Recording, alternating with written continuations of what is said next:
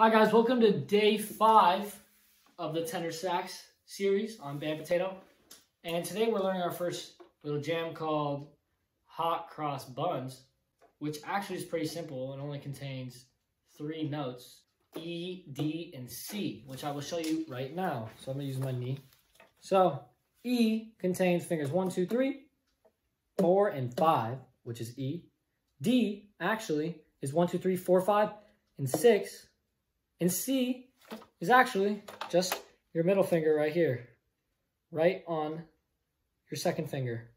To play Hot Cross Buns, we're going to be using all those patterns, and we are going to be using E, D, C, E, D, C, C, C, C, C, D, D, D, D, E, D, C.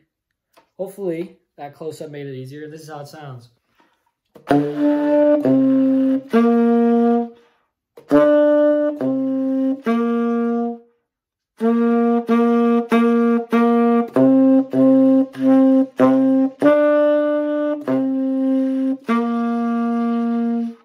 That's your first jam.